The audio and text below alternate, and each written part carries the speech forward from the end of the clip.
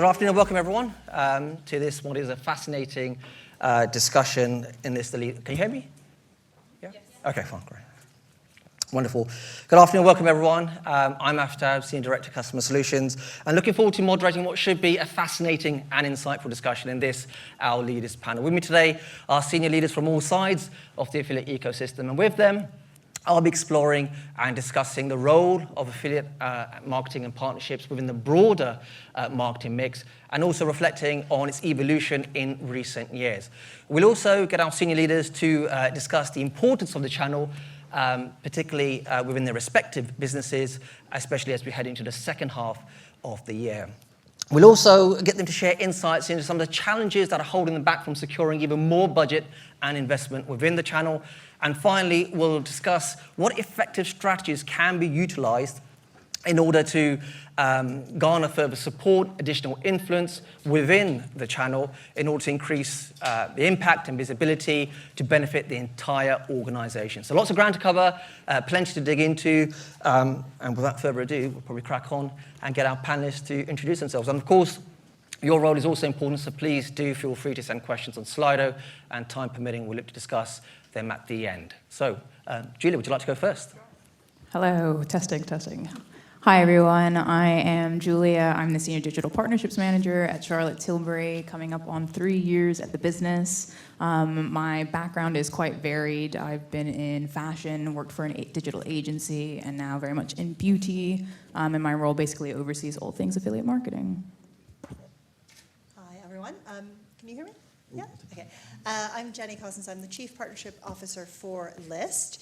For those of you that don't know, Lyst is the world's largest, most intelligent fashion shopping platform. We have about 200 million shoppers, about 18,000 designers. And really, I think my role within that is to make sure that the partners that we work with across the entire fashion ecosystem are connected with the best consumers that they can possibly get. And what we often say internally is that fashion is amazing, but shopping for fashion isn't, and our job is to really help make that better for the fashion community. Hi everyone, so I'm Matt Higgins. I'm Managing Partner of Total Commerce and Addressable Media at Dentsu in the UK. I've been in affiliates now for just over 12 years, seen a lot of change. I did a couple of years stint at Awin, which I think everyone has to do by law. And yeah, I'm here to represent the agencies, I guess. Hi everyone, I'm Sam Richards. I'm VP of Operations at Unidays. Unidays has got two bits to its business. So on the one side, it's student verification. On the second side, it's a closed user group for student benefits and discounts. I've got 4 bits to my role. I've got the project management team, I've got our member support team, I've got our B2B support team, and also our commercial and business operations team. I've been with Unidays now for 3 years. Before that, I spent 9 years in travel, and before that, 2 years on the affiliate network side. Wonderful, thank you very much. So we'll start with our first question regarding kind of the state of the union and where things are today. So we've heard a lot today about the strategic elevation of the affiliate and partnerships industry. And obviously as senior leaders, you've got a strong point of view on that, no doubt. Bit of a helicopter view from your own perspectives. Can you please share the role of affiliate and partnerships within your own organization and how you've seen it evolve within the broader marketing mix within recent years? Jenny, let's start with you first on that one. Yeah, sure. I mean, I would almost call it, if I take the perspective, I've been at Lyst 10 years, so since the beginning really of the business, and as you can imagine, not only has the fashion industry changed quite a lot in that time, you've all seen what's happened in the last sort of 6 months, particularly the UK, but across the board, I would say there's kind of 3 Ps. One would be perception. The perception of affiliates when I first came to Lyst was not good. I would go and speak to a lot of the biggest luxury brands and they'd be like, ugh, no, I don't want to have anything to do with it. So what was really interesting is like even the wording itself didn't, Matt and I were sort of talking about what does it even mean? Like, I think for me, it means like connecting, like making sure you're connected with the right person in the right way and use technology kind of at the core. But perception has definitely changed. And I think also, personalization is super, super important for us. It's really at the heart of everything that we do. And I think the biggest change, really particularly in the last 2 years, macroeconomically across all verticals, is the pivot from really growth at all costs to profitability. And that's obviously impacted us as a business. Luckily, we're profitable. Took a lot of work and time, but we got there. And I think also, for our partners, it's really important. So for them, what's really interesting is that originally they'd look at affiliate as a specific type of thing. And what's interesting now is because List kind of covers off performance, brand, and technical old affiliate world, they're all kind of trying to take a chunk of that credit. So what's interesting is how well it's gone. And then that channel has just continued to grow, and they've seen the opportunities there for sure. Great stuff. And Julia, any synergy between Jenny's comments and your experience at Charlotte Tilbury? Yeah, absolutely. I mean, we are a very affiliate-first business. We really do kind of champion the affiliate channel. So we never have to kind of have those conversations of trying to convince people. Our senior leadership team very much understand the importance of the business. And I always say that affiliate marketing, for people that are not in digital marketing or, in layman's terms, quote unquote, it's the evolution of traditional PR, just putting a, performance bent to it. And for myself, since I've been within affiliate marketing for a number of years now, it's interesting to see the evolution and the new publishers and partner types that are coming to the scene. So we are really heavily focused on fintechs and partners that are going to give us, insights and data that we can actually do something with. And then equally, we are just very focused on looking at the funnel holistically and working with the right partners at the right time, which I know is a phrase that we've all said before in meetings and things. You want to speak to the customer at the right time, but there are certain partners now that are coming out within affiliate marketing that allow you to do that. And Matt, in terms of an agency view, you've been quite vocal in the industry in terms of the untapped kind of value or massive potential of affiliates, especially when compared to those large tech giants that we're all familiar with, and primary marketing channels such as paid search, paid social, display. What's your view and assessment of the role of affiliate partnerships within Dentsu, for example, and the state of play today? So I still think the majority of brands are probably still scratching the surface of what you can actually achieve through affiliate relationships, partnership relationships. And I think from that is the greatest strength really of our channel, which everyone will be aware of in this room, is just the sheer breadth that you have of partners and opportunity, tech types, different methods of engaging with the consumer. And probably what is our biggest challenge is exactly the same thing. Like we have a significant breadth, significant number of conversations that we have. So I do still think that there is huge amount of untapped potential within partnerships. Sure. And I think one of the biggest challenges, one of the biggest things that we see when we talk to our clients or even talk to agency teams is there's still a lot of conflicting conversations within the industry in terms of, I guess, the direction that we're swimming, different publishers pushing different narratives, etc. And often we can kind of just get caught up in the semantics of it all. Is it affiliates? Is it partnerships? Is it this? It's just, think of the outcome and present it that way. Wonderful. And lastly, Sam, similar to Clayton's role in the fireside chat earlier, your role at Unidays is about ensuring kind of business growth and scale and being supported, obviously, by a big team, which you are at Unidays. What's your synopsis of the state of play of the industry? Well, I think the overall trend is, our partners want to get back to growth, but it's not growth at all costs. There's a real laser focus, even more so than ever before, on the ROAS and the ROI, but also the lifetime value of the members that we're sending to them and transacting. They're not just looking at it in terms of, are they getting return on investment on that transaction? They're looking at it in the context of all of the other channels within their business, which is great. We're in a really fortunate situation. We're a closed user group. We verify our members, so we're able to provide the partners with the data they need to make informed decisions. And one of the other actions that we've taken this year is we've started to create a much more specialist teams within Unidays. So we've now brought in a dedicated partner performance team, which is a group of analysts who are focusing on supporting our partners, supporting the commercial teams to give them the insights they need to make a much more informed decision around where they're spending their money. We have also taken some of the operational tasks out of the commercial team and put them into a new B2B partner operations team to really give them the capacity they need to spend time with the partners, understanding what the partners' goals are, what do you need, and really kind of building out that kind of vision for what good looks like. We think that's going to really set partners up for success this year. Great. Thank you very much, Sam. So you've all touched on it in various capacities already. One of the real benefits of the affiliate world and performance model is the ability to tap into or build rich data analytics and to deliver campaign and audience insights. With the advances that we're seeing there, has that kind of shifted your role or your seat really at the kind of boardroom or strategy table within your respective businesses? Great to start with you, Matt, from an agency's perspective. Yes, I think it has. We're definitely having far more conversations than we used to, but I still think part of the challenge that we're seeing is whether or not we're actually coming to the table with the right content, and that's the challenge that we're having. Is we're being invited, more people are interested in influencers, for example, or different relationships, how we can empower them. But yeah, there's probably still a little question around, are we putting the right messaging together in order to be heard at those tables when you've got the voices of Google, Sure. Meta, TikTok, etc. Mm-hmm.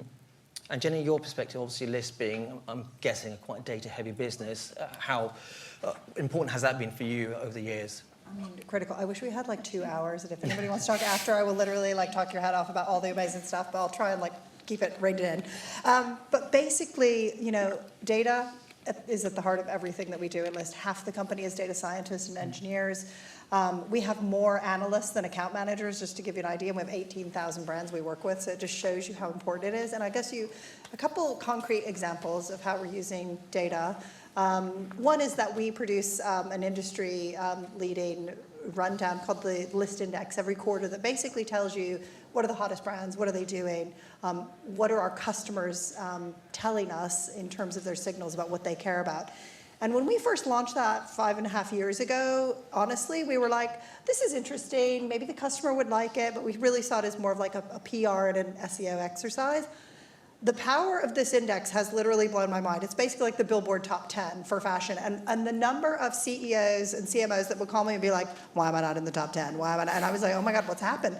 And like before you know it, it's basically something that really was meant to help power insight, because obviously we have all this overview, but it turned into like a vanity thing over, and I think what was really interesting is how we saw really the evolution every quarter of what's happening in our space. So for example, in our last index, New Balance shows up out of nowhere. They've never been in the index ever. And I was talking to the CMO and he goes, I think it's pretty good. I go, yeah, it's really good. Like you have no idea. You've beat out Nike, who was not in it for like it's a big deal.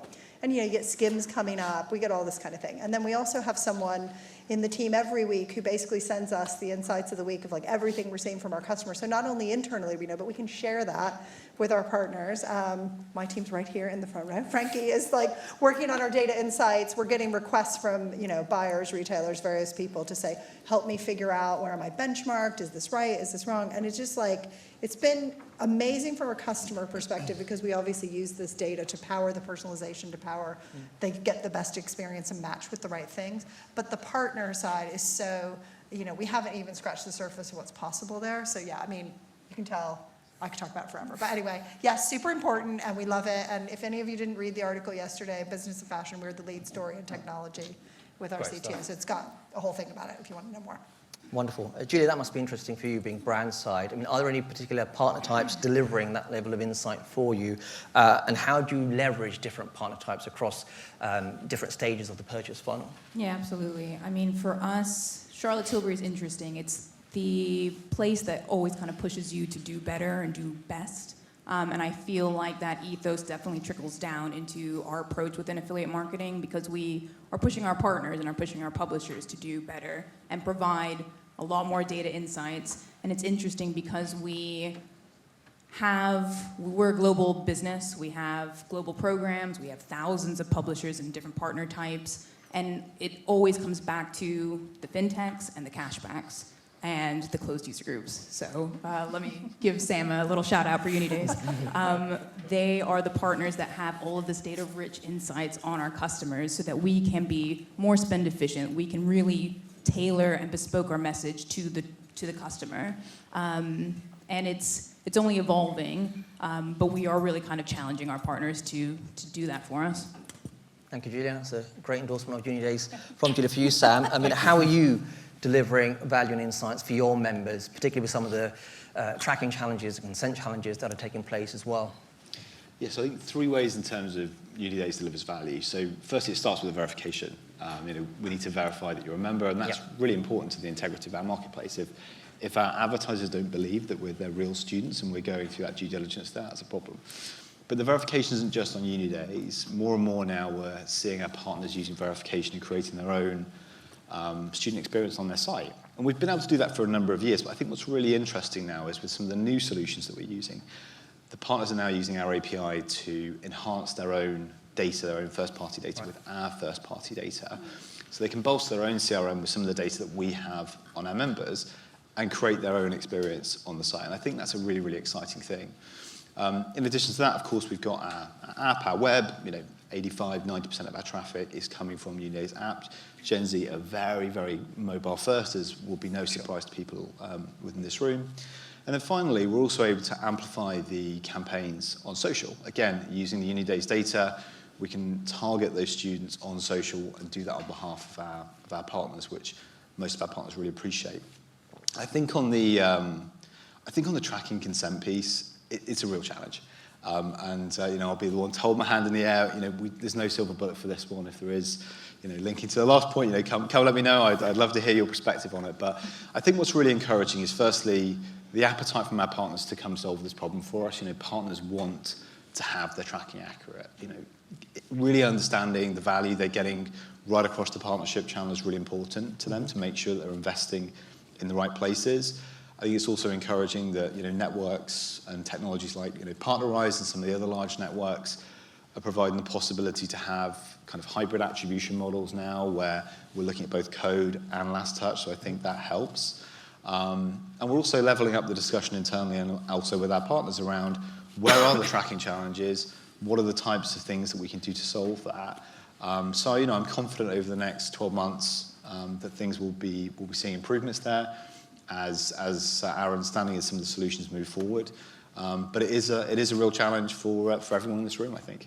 I think you're doing a great job, though, Sam, because when I told my own Gen Zer at home that I was speaking with you, she said, "Oh my God, Uni Days." I was like, "What about Les? That's what's going on." She's very excited about Uni Days, very excited about Charlotte Tilbury. So you guys are obviously doing a good job for that cohort. So well done. Thank you so much. Thank you, Sam. So we've spoken about your role, or the role of affiliate partnerships within your own respective organisations, and of course we've touched on potential, opportunity there, data enablement. The previous question, again, underlines that. Move on to challenges now, and it's a good one to hit you up, Julia, with first. What insights can you share into the category challenges, and is there anything holding the business back from an investment point of view or even resource point of view on your side?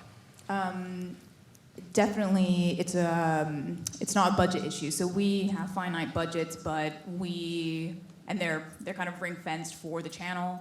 But if we can prove that something's working, you can always ask for more. Equally, if you business case and convince your senior leadership, our senior leadership, again, they do want us to succeed. They're not there to try to kind of hold us back. When it comes to the challenge, it is resource. Mm-hmm. I'm trying to find my team. There's 2 in the back, and I think Yui's over on the side. There's 4 of us in the affiliate marketing team for Charlotte Tilbury, which may come as a surprise. It's small, and we're a global business. We have 13 different global programs. Some of our regions are kind of grouped together. We work with thousands of different publishers, and it's not like our colleagues in paid search where you kind of can tick a button and, there's your budget ring fence for the campaign or there's your strategy in place. We have to have back and forth conversations with our partners. We have to have, convincing conversations with our senior leadership team. So it's a lot more energy. And we are heavily tasked on ROAS. Mm-hmm. We're heavily tasked on the EBITDA. Profit margins. Mm-hmm. So it does add multiple layers to conversations, and when you're a small team, it can be a lot. Sure. And Jenny, your views on that? Yeah, look, I think our challenges are a couple things. I think, educating partners that we work with beyond, like, they think about us very much deep in the funnel performance, and like, that's great, and we certainly can drive that, and we drive that commercial growth. But I think what we're seeing more and more is that moving up the funnel, the opportunities with sort of our retail media offering. We've been doing performance marketing for a long time. It's just been coming out of the affiliate budget. So it's a little bit of like, hey, I think one of the challenges I would say with our partners is that they are very siloed. You know, Matt and I were talking about this. Like, they think about things, even within our partner brands, they will think in siloed ways, and we're trying to bring them together. We're trying to say, look, we can cover off all these things, you know, and if we can kind of get people to think holistically, Sure. it's more cost effective for them too to share and like combine budgets and get. But what is really funny is when like an affiliate person's like, oh, I don't want them to know that I'm doing this thing because it's helping drive my bonus, and I don't want that. It's like, and you're like, but look, what you're looking for is this bigger picture thing. And then I think for us as a business, our challenge, aside from like all of the partner side, is resource. I mean, truly, like, there's a million and one things we want to do, but I think this pivot to profitability has been a real gift in a way, because it really helps you stay focused. Right. So if you think about the challenge for the fashion industry at the moment, is that the models have changed so much, and the economic model to be successful is not a buy inventory, ship it out. That just does not make sense as costs have grown, you know. And I think one of the things that we, you know, are able to offer is a much reduced customer acquisition cost that is still providing an opportunity for brand equity and doesn't erode. So there's just so much happening in the fashion space particularly, but evolution's good. We all need to change and move forward. So I think, you know, Absolutely. challenges are opportunities as well. And your perspective on that, Matt, in terms of challenges within the category, Yes. investment, resource? Yeah, What's your I take? think I normally voice quite a few challenges, so I'll try and keep this brief. I think as like affiliate marketers, performance marketers, and you know, working in this space, I actually think we're very good at siloing ourselves, and I don't think we mean to do that. I don't think we realise that we're siloing ourselves. But I think we do, and that's a massive challenge. And you end up in these battles where it's Quidco versus Top Cashback, or it's voucher codes versus Hot UK Deals, or you know, whatever the partnerships is this influencer versus this influencer. But the conversation that we're not having, and the conversation that we need to, you know, is easier and better to have with our clients and the brands, is affiliate marketing versus Google, or affiliate marketing versus Meta, and you know, trying to take budgets away from those big budget items, because you know, having worked in the agency and speaking with the paid search team and speaking with like the social team and even our TV buys, like the amount of money that brands put into TV, which you just can't measure as effectively, and you know, they're signing off hundreds of thousands of pounds into TV, and you're trying to get a £2,500 newsletter signed off for Top Cashback, and it's like under the spotlight. Yeah. But we're not making a convincing argument, and the biggest challenge is that as an industry, we're siloing ourselves because we're not presenting an argument in the same way that all of the other providers are presenting arguments to those senior leadership teams. So I think the biggest challenge is, at the moment, is we're all concerned about fighting over, you know, a small piece of pie, but nobody is trying to grow that slice and make that slice bigger.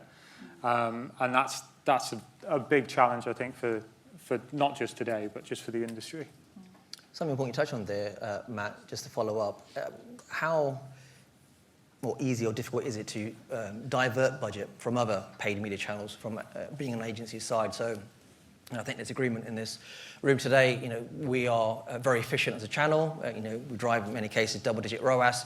For you to then show that in terms of it's working, taking budget from paid search or paid social, is that an easy discussion to have or a conversation internally? And can that happen, or is it very much it's fixed, or whatever is assigned to paid search is staying with paid search and affiliates is with affiliates? Yeah, and I think that's like the kicker here really, is that brands want to reduce their reliance on Google. They want to reduce their reliance on Meta. but that's just where all the budget is going. And they make it so easy to book a campaign. Like anybody in this room right now can go onto Instagram, change their account to a business account. You can start targeting audiences. You can put in your ad spend. You can do whatever length of period time campaign. Within 25 minutes, you can have a campaign up and live for any business that you want. Try doing that with affiliates. And I think to your point is that, yeah, they want to move budgets, but the difficulty that we have is we'll get a brief from a brand that says, here's 50K, we're doing a new product launch in July. Can you pull together some opportunities for it? Our teams go out, speak to 10 publishers, get 10 different plans back. No real commitment on numbers or conversion rates or sales or anything like that. You ask for it, you get pushback. It's like, yeah, but it's CPA, so it's low risk. That's fine, that's great.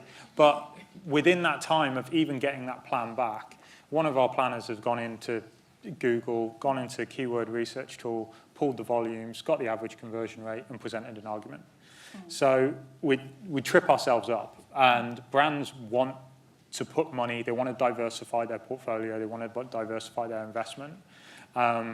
But yeah, we're making it very difficult to do so. So it should be easy. It's really complex because of how we're set up and approaching it. Yeah, some powerful thoughts there. Sam, your perspective from uni days and experience, what their category challenges for you? Yeah, I think we also see it on the kind of the silo side, on the with our partners, that the partners that get the most from us, it's not just engaging with other marketing leaders within that business. It's also the product teams. It's also the analytics and the data teams. Those are the guys who get a lot of value from us. If we think about our peak trading season, which is coming up now, which is back to school for us, across our core markets, we will be verifying 1.1 million students. And in September and October, those students will spend, on average, 2,500 preparing to go back to school. The returning students are going to be spending about 1.4K. So I think brands need to think about that and look at it and go, parking what you call the channel in affiliates, partnerships, how do I maximize that group of potential customers, bearing in mind that they haven't really built affinity with brands. Most of them are leaving home for the first time, getting a credit card for the first time, making their buying decisions. It is like getting an apple straight from the tree versus having to compete in what is very expensive and very competitive channels like Google and Facebook. So come talk to us, help understand what we can do. And it's not just us, if you go talk to your other publishers as well, there's some great solutions out there. You just need to have a slightly more open mindset and see it more. There's a bucket of traffic there's a bucket of demand. It's great solutions. What can we do to get the most out of it? Great stuff. I was a penultimate question now. So we're looking at stakeholder support. Of course, you deal with a number of kind of cross-functional marketing teams and support teams, I guess on your side, agency side, cross-agency teams. Any advice for our attendees in this room on how to be an effective category champion and to gain that kind of support from senior leaders within your organization? Probably Sam, I'll start with you there first. You've obviously been network side, brand side, Hotels.com for many years, and now at Unidays, I'm sure you've fought a fair few battles. But in terms of championing the channel, what's your kind of advice? Well, I think from an advice point of view, it's just be really, really clear about what it is that what it is that you want from the channel, right? It shouldn't be about the channel kind of selling to you. It should be about having really clear goals, real clear expectations. What does good look like? It's not just about growth. It's around what are the specifics of growth? Is it specific categories? Is it specific metrics that you need to do? What are the timelines? So that we can come in and support you effectively as a channel. So I'd encourage all of the brands to be having those type of conversations. Jenny, any thoughts on that? Yeah, I think I totally agree with everything you've said, Sam, and I think there's two parts to it. There's structure, making sure you're structured for success. I love what you said about how you had looked at your team, and because we've done a similar thing with my team where we've gone from sort of generalist and everybody kind of being busy to specialist, and that's really been super helpful for them and also for the partners that we work with. I think also just being really clear about what it is, come armed with data. No one is going to, at least in my experience at Lyst, if I try and get something approved, if I don't have the background or the data behind it, you know, just a feeling, it's just not going to work. So you really do need to come with enough information that people can be, you know, armed with that. But I would say also, more importantly, the storytelling and how you convince somebody to come along that journey with you. I myself have found that even in the last 2 years within our leadership, within the business. I found before I would have maybe just started with like, oh, here's some examples.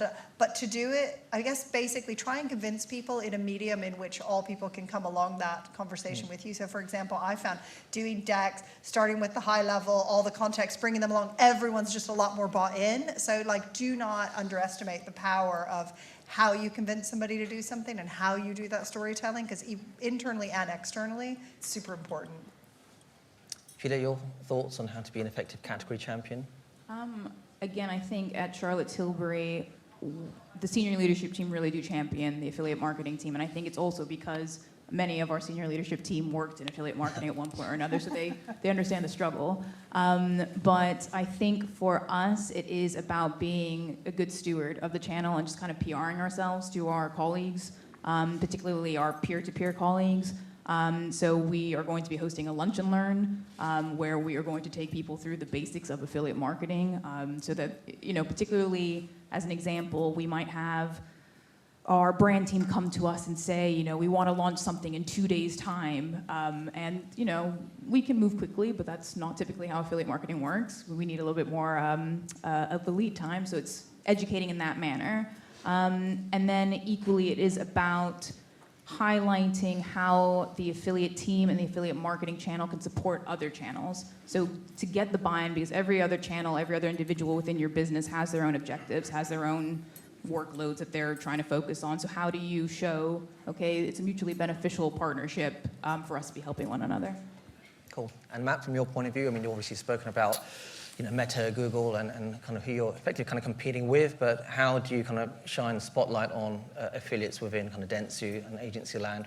Yeah, so I think a lot of it just comes down to being accountable for your own performance and your plans and, you know, the activity that you're running. And I think the key thing really for me, and this resonates with clients, because it's very difficult just to come up here and just say, you should do this, and all your clients will respond to it. But listen to the feedback that the client is giving you, and don't fight it, because they understand their business, they understand how it navigates. If they have a fixed budget, like say if they have a fixed budget for affiliates, you having an argument about why that budget is fixed when it's on a CPA is just going to fall on deaf ears. You take up 1.5% of their overall media spend.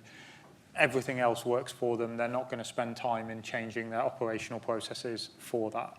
So the real challenge here is when there is feedback offered, like what they need, what they require, is just like listen, respect it, and respond to it. And you will get a much, much stronger buy-in if you're giving somebody what they want rather than what you want to give them. So I think that's the key thing. And that's how you buy in all stakeholders, really, is like you listen to what they want to say, or you listen to what they need, and you deliver that information. But that's exactly what partnership is, right? Yeah, Everybody wins. yeah, Like, that's how exactly. It works. Wise words indeed. And the final question, no industry event will be complete without the obligatory future gazing question, especially in a panel. So what are your thoughts, predictions in terms of the development of the channel within the next, say, 5 years? Matt, would you like to go first? Yeah, I don't know if this is really a prediction, but it's something that I'm definitely aware of and quite interested to see the development of. But affiliates as a channel is just becoming more known to public. So people talk about like TikTok creators, TikTok affiliates, you know, social content affiliates. I think it's becoming more mainstream. Amazon are doing some stuff with content creators as well. And so for me, that's going to be really interesting to see what happens to our industry now that, you know, Joe Public has a bit more of an understanding of what that is, because they see it alongside TikTok, they see it alongside Amazon. Cool. Sam, your thoughts? Yeah, I mean, not to make a very obvious point, but I think, you know, on the AI side of things, we're going to see some clear benefits, I think, when it comes to real personalization, when it comes to publishers.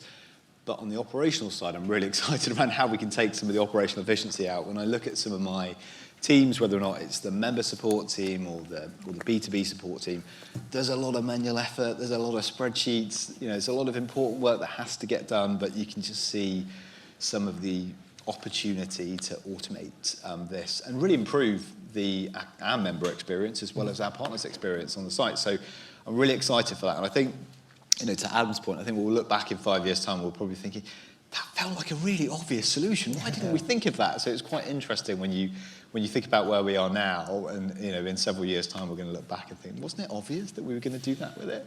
Sure. So I'm quite excited about that. Wonderful. Julia, for you?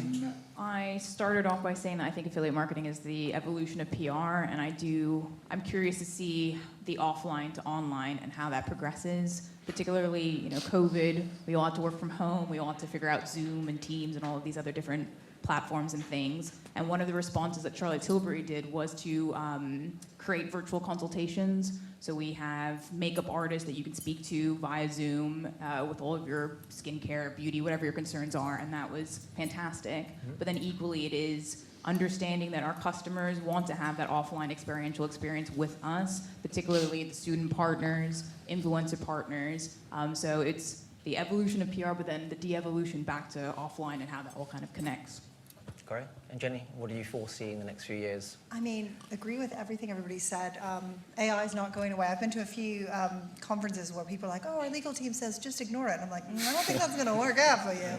But, and just, utilize it as a tool. I was using it yesterday for, some research I was doing for something. It's just so much easier, so much better. I think in our space, particularly, let's say specifically to fashion and e-commerce in general, so much opportunity, because really what we found, at least in the last, I think COVID really put into view, particularly for the fashion brands that we work with, how important it is to have a digital strategy when they didn't have it. So they were like, well, we better get this. So what we've seen is like a lot of expertise come into the space, thus I think the increase in affiliate understanding. And for us, I think, as both our customer and for us as a platform, content and commerce, but really rooted in technology, not the reverse. I came from Condé Nast, and I can tell you, content is really important, inspiring people, but doing it in a really interesting and new way, because obviously traditional media publishing is completely transformed and has changed. But if you don't start with technology, if you don't have a technology-led business to start with, it's a lot harder to kind of retrofit that. Whereas for us, it's a lot easier. We're building our content now, and it's so much more fun when you're doing it at scale. Because when you have 200 million people and they each have a very niche community, of what they care about, and you can service that properly using technology, it's super, super, super powerful. But I think the other thing is also, I find it really fascinating, just the importance of new niche communities like Substack and how important that's become in the fashion space. And I was just reading TikTok is doing this collaboration with Substack to kind of take those videos and turn it into newsletters, which, newsletters are like a bazillion years old, but if you do it in a cool and super focused way, dream. So I just think there's ideas that will always live and breathe and have always been, but we'll just do them faster and better and more efficiently. But I'm really excited. I think, unless everybody's naked, I've got a job. So I'm all set. I'm pretty excited about it. But yeah, I think it's huge to see what we're going to do next. So Wonderful. Thank you for your thoughts there. I think we've got time for maybe one or two questions, so I will head to those. Let's bring that up.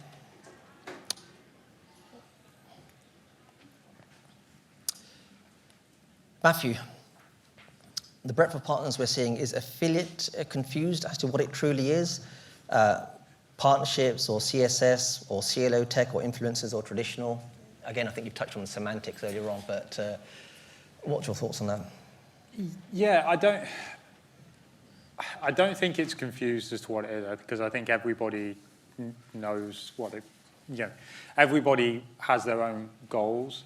I just think we spend a lot of time having a conversation about it, and the actual, how we wrap it up, how we package it, everything is not as powerful as the outcome that we can create from working in partnerships or affiliates or influencers or whatever label it is. So Yeah, I don't think I don't think it's necessarily like in an identity crisis. Like there's definitely changes in perception, and in the olden days it used to be like really spammy, and now maybe it's a bit more like convoluted, etc. It's not got that negativity.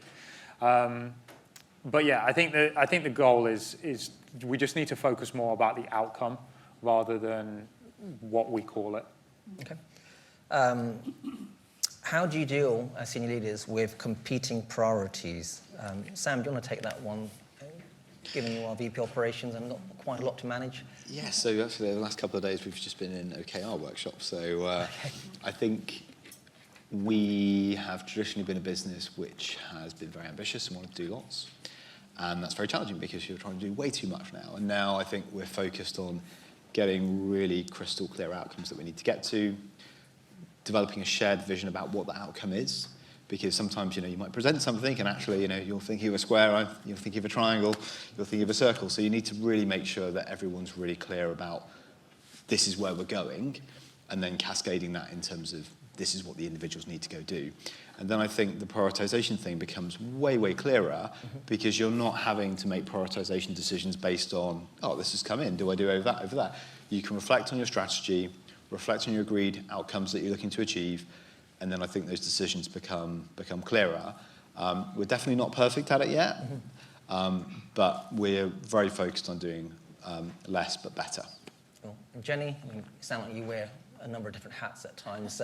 How are you dealing with competing priorities on your side? I mean, I think it's really interesting. We often will say, nuance is really hard to do because I get a lot of times where people are like, is it this thing or is it that thing? And it's like, it's both, and in different ways and in different times. And I just think that's the hard thing when you're dealing with such a complex area, such a complex business, and you have to cover off all the kind of key things, right? Because for us, it's like business health, but also really, I think for me, as long as we are helping customer have a great experience, and as long as the partner is getting value and able to reach that customer, then we win, and that's exactly what our North Star should be. But I had this conversation recently where we were talking about the assortment that we bring on, and it was funny because people were getting really myopic because they're like, oh, and it's this, and I want to grow in this market. And I was like, yeah, but remember, is this something somebody wants to buy? Do they want this skirt? Because if they don't, then it doesn't really matter where it is. So I think it's really about helping our teams and internally, just like when you're trying to stack rank what that is,